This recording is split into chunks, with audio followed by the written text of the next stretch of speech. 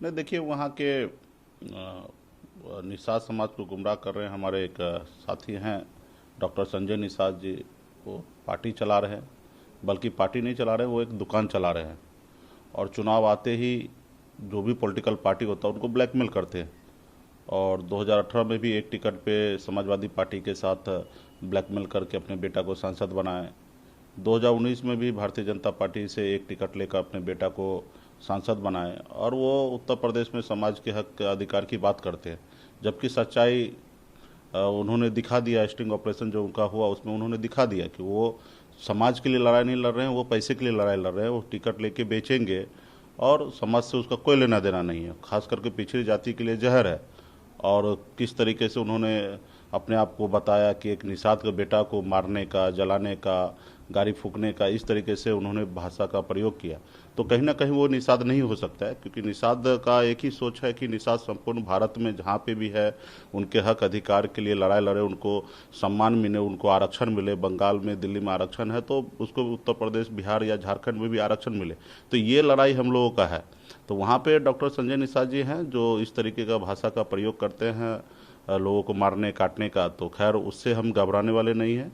हम मजबूती से उत्तर प्रदेश में 2022 में चुनाव लड़ेंगे। हमारा वहाँ का नारा है आरक्षण नहीं तो गठबंधन नहीं। हम स्वयं 165 सीट पर तैयारी कर रहे हैं। अब मजबूती से वहाँ चुनाव लड़ेंगे और किसी से भय भात नहीं है हमें, और जो होगा देखा जाएगा। हाँ, पार्टी के लोगों ने अलग अलग जगह पे उत्तर प्रदेश में, बिहार में डीजीपी स्तर पे, सरकार स्तर पे उन्होंने लेटर लिखा कि सुरक्षा बढ़ाने का।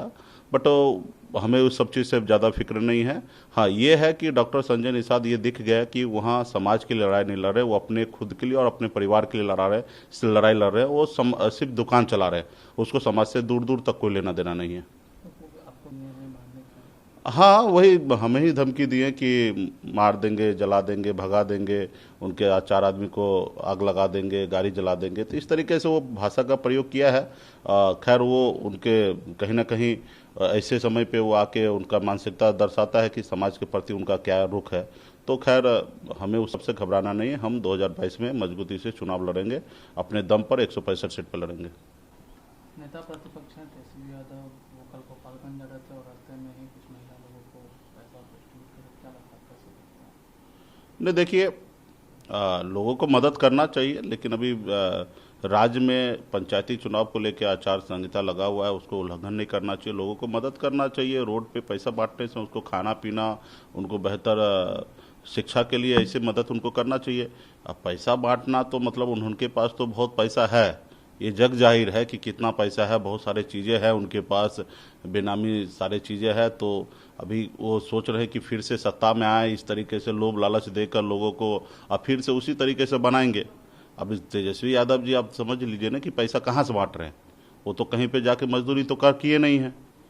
तो कहीं ना कहीं इस तरीके से पैसा बांटना, तो और या वो अपने इनकम टैक्स फाइल में दिखाए कि हम पैसा, इससे पहले भी पिछले बाढ़ में भी देखिएगा कितना उन्होंने पैसा बांटा था, मोतिहारी वगैरह सब में, तो उनके इनकम टैक्स फाइल में दिखा दीजिए कि उन्होंने पैसा बांटा है। कहीं नहीं दिखेगा, तो यानी कि वो ब्लैक मनी है।